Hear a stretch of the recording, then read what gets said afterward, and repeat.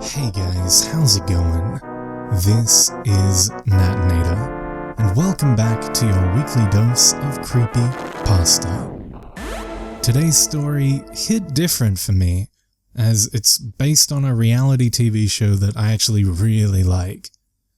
This story will be a two-parter video-wise for this week and next, but it actually has subparts within, kind of like a bit of an anthology, so in some ways, you'll be getting two for the price of one, twice over. So I hope you'll enjoy them. And before we get to that, we must give our thanks to the members of the Coven over on Patreon. Shoutouts to the Disciples, Auntie Pat, Backwards D-Dog, Bubbly Panda, Tiffany, Tomboy Top Uwu, Patrick White, D-Master311, and Common Sense Connoisseur. Thank you all so much, guys. Y'all are just the best. Now, as always, turn out the lights, get comfortable, and let the story begin.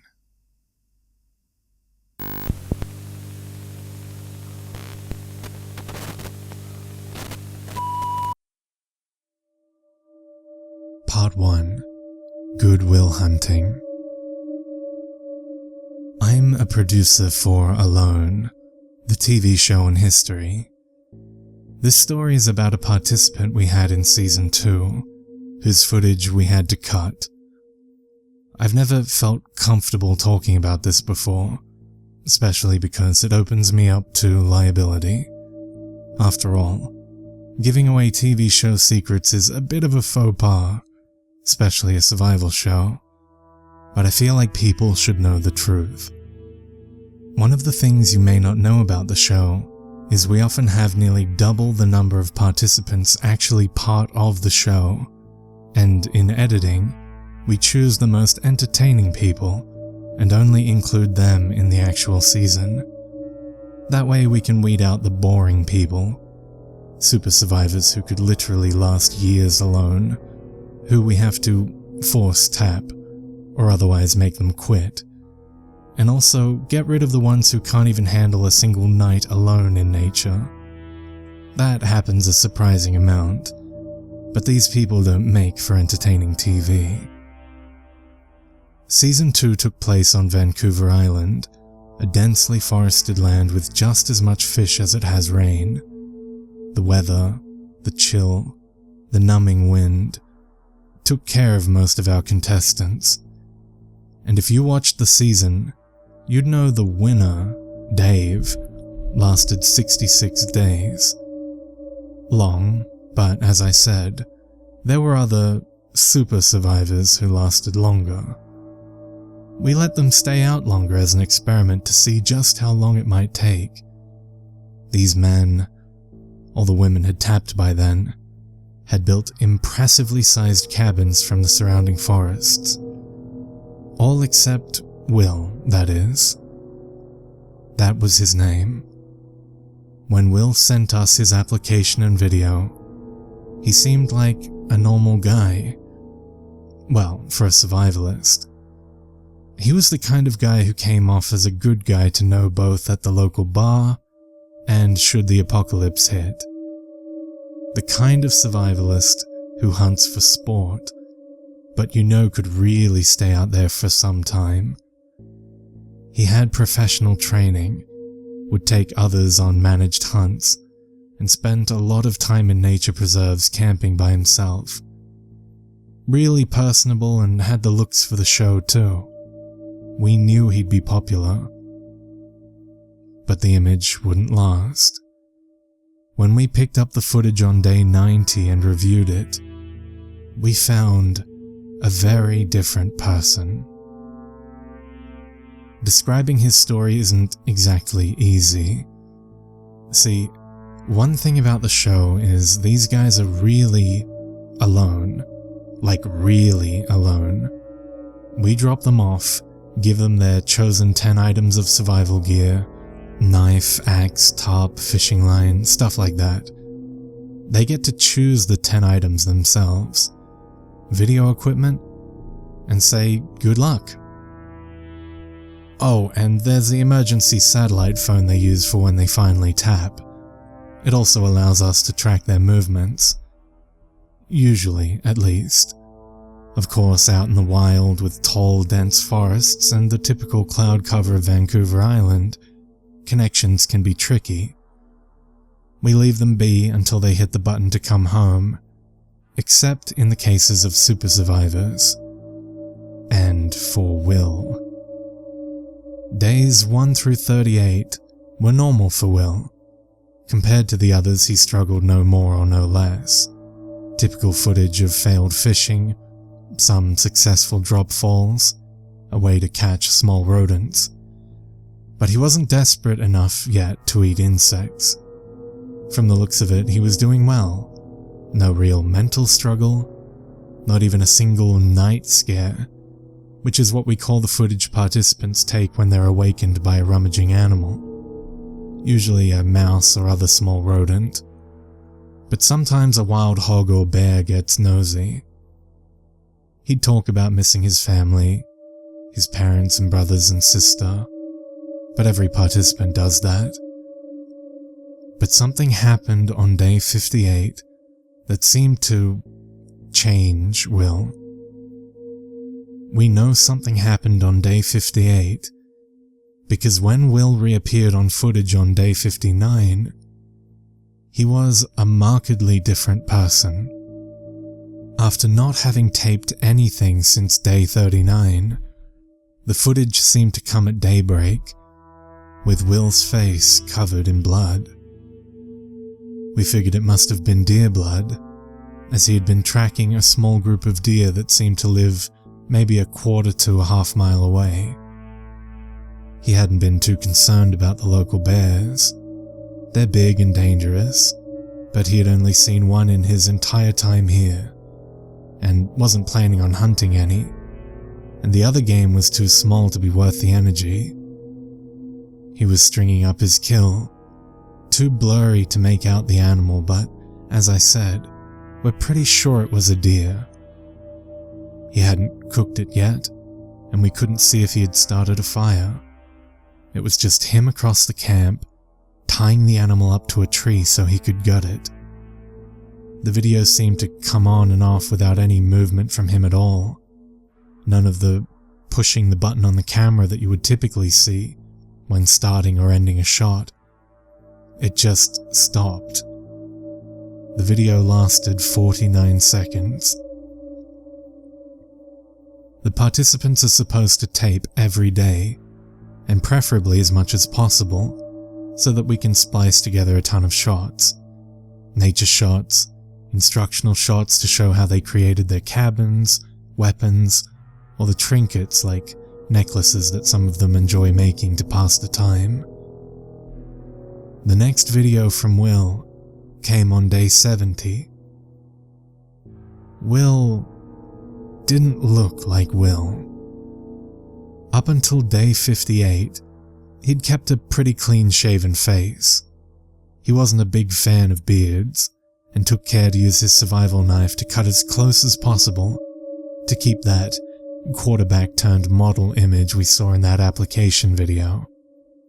But now, he looked old, dirty, dried blood flaking from his face. Newer blood than day 58, but old enough to where it shouldn't be there hours or days after hunting and eating the kill. It was just different. He spoke though. He apologized for not taking video as much as he should have. Said hunting was a little more difficult lately, and he felt like he was losing weight too fast. That he would dream of steak, and of prior hunts, and of family, and of Thanksgiving dinner. He thought about tapping, but said it was too late for that. The video ended. As he had promised, the video started back up on day 76. This time, he was ranting, yelling at the forest.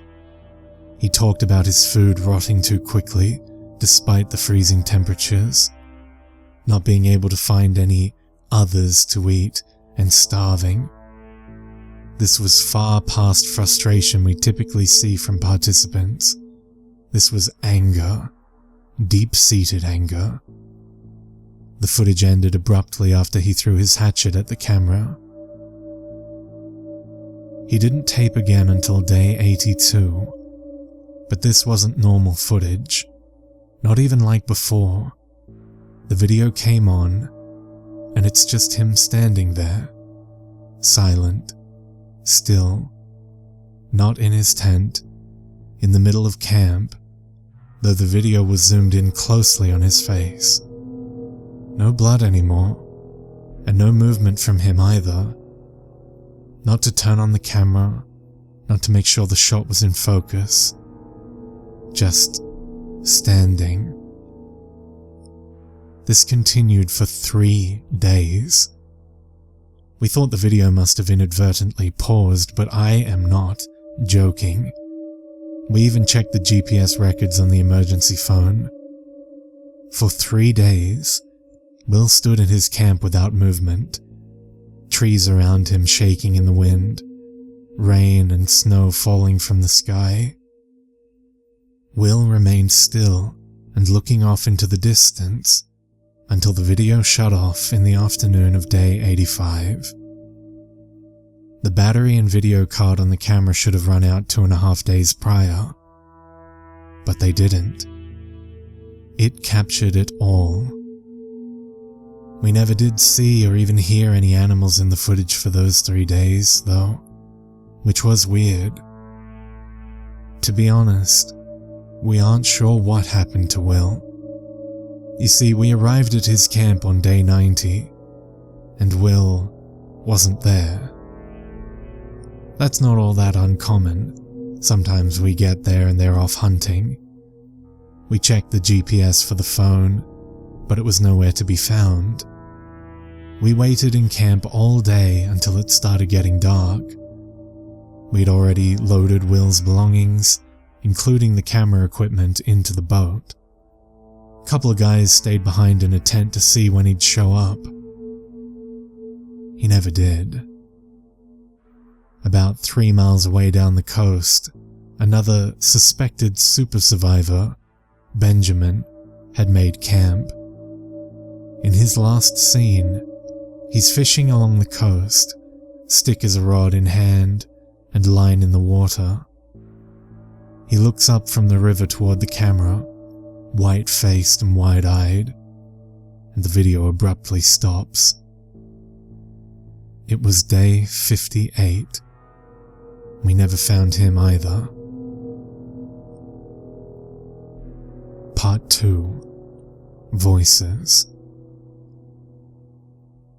You'd think that having been a producer for History's Alone TV show since the beginning, you'd just about seen everything by now. But sometimes things happen that surprise you. Things that you just can't find an explanation for. Dennett was your prototypical Alone contestant. A somewhat gruff but good-looking guy who grew up hunting and fishing, ran his own naturalist survival outfit in the backwoods of Maine. He taught people how to survive in the woods for days, weeks, or even months, but did it in even more of a naturalist way, or at least that's what he claimed. Instead of bringing manufactured tools along, he insisted on bringing only tools he made while out in the wild. But what made Dennett really different from most contestants were the voices. It's not that he claimed he could hear voices, it's that we could. Dennett would take hours of video footage, as he was required to, except that there seemed to be other voices in addition to his, almost like an echo. At first we figured he might have been trying to cheat, and he had brought other teammates along with him. It wouldn't be the first time something like that happened. We've had more than a few cases of contestants trying to get an advantage by doing anything between hiding supplies in the forest and tending to them off camera, to actually getting supplies airdropped to them from a small plane they arranged before taping. so I wasn't surprised we were seeing something new here, with a guy somehow arranging for friends or teammates to join him, and then just keep them off camera. Except, there were no friends or others around him. After we heard the voices and suspected he was cheating, the next time we went in for a medical visit, we also put up a camera around his camp, unbeknownst to him, and streamed the footage into our camp, but there was no one to be found. At this point, we figured there must have been a problem with the equipment we gave Dennett, so we switched all of the gear out, everything, all the cameras, memory cards, even the tripods, everything. Except, the voices didn't go away. Instead, when we reviewed the footage after each visit, the voices seemed to get louder and louder, though we still couldn't make out what they were saying or what the source was. All we could do was review the tape and try to remove the ambient voices, as we started calling them. But things got more complicated as the voices became louder. The voices, it seemed, were coming from Dennett, where before the voices were low enough that we thought maybe even we were a bit crazy for even thinking they were voices. Now, it was clear. As Dennett would speak to the camera, the other voices were talking at the same time, but were not exactly intelligible. At least, not at first. We figured maybe there's a chance this guy's just duping us with some kind of ventriloquist-like act, looking for his 15 minutes of fame. Or maybe he was legitimately crazy and was having some type of psychological event. Watching the tape became more and more distracting, so much so that we started simply writing him off as a participant. We'd still do medical checks, including a new mental health check that he passed each time, but we wouldn't dedicate as much time to editing his footage as we would some other contestants. But it was hard not to watch. Admittedly, some guys would laugh at the footage, but I was more sympathetic.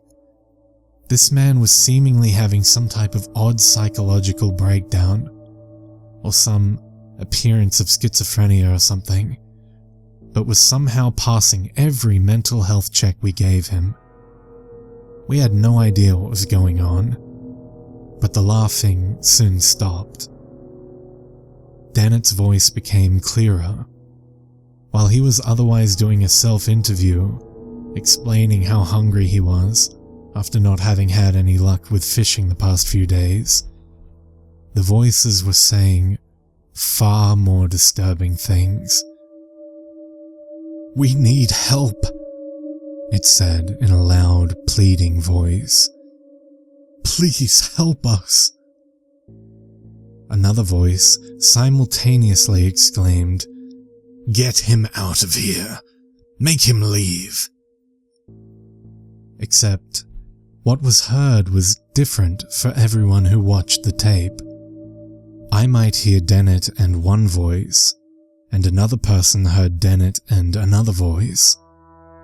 No one seemed to hear exactly the same thing, just different voices, or slight variations, or different things entirely. We visited Dennett that night, and tried our best to explain some of what was happening. He wasn't really having it. You're just trying to get me to lose," he said. "If I tap out, then you can give it to someone who you like more." He wouldn't watch the footage. He outright refused, and was getting angrier by the minute. The tone in his voice changed. "Fuck you if you think you can make us go. Come back with this bullshit again and you'll see what we can do." We left him for the night. After reviewing the footage of the interview and hearing more of the voices pleading for help, some with impenetrable screams, some of the crew left the production camp, refusing to work any further. We didn't know what we were dealing with, but we felt like we were in danger. We also felt like he was in danger, but we didn't know how to deal with that either. At the request of the remaining crew, we flew in a local pastor, but even he didn't last through one viewing of the latest tape. He demanded to get out now, especially after his Bible suddenly and mysteriously turned damp and black, so much so that it was as if an entire jug of ink had exploded in his backpack, but got on nothing else. We had to copter him back to civilization that same day. We decided at that moment that we would reduce our checks on Dennett, and all checks would have at least 10 crew members present. For insurance purposes, we'd keep asking him for footage, but we knew he wouldn't appear in the actual show, and we would figure out how to manufacture his exit later. It never reached that moment. On our next visit, we showed up to an empty camp. No shelter, no fire, no remnants of food or someone having lived there at all. The only thing left being the camera gear strewn about the forest floor. A simple note hung from the tree that used to hold up his structure. Going now. Watch, and you will follow.